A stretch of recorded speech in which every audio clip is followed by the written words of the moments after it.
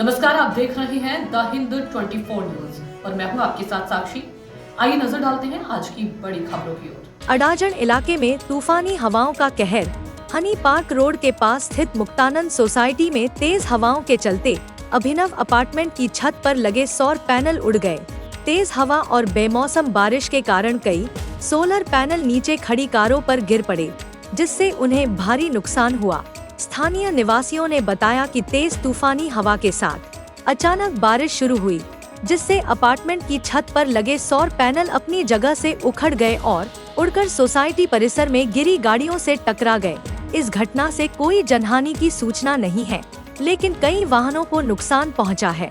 प्रशासन को जानकारी दे दी गई है और हालात पर काबू पाने के प्रयास जारी हैं। सूरत से सागर तयाड़े की रिपोर्ट।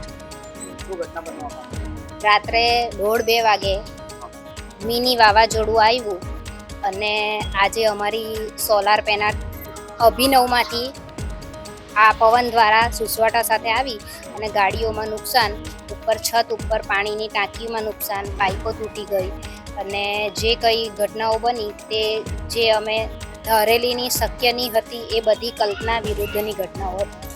કેટલું નુકસાન છે, શું નુકસાન છે? ગાડીઓના કાચ બધા તૂટી ગયા, ગોબા આજુબાજુથી બધા દરવાજામાં ગોબા, બોનેટ આખું, બધી ગાડીઓના આ બાજુવાળા અંકલની ગાડીમાં પણ બધું નુકસાન અને ઉપર પાણીની પાઇપો બધી જ તૂટી ગઈ અને પાણીમાં જે આપણી ટાંકી છે એમાં પણ ઘણું મોટું ગાબડું છે, જેના લીધે પાણીની ટાંકી આજે પાણી ભરાયું નથી। સોલર પેનલ ક્યાંથી ઉડી આવી?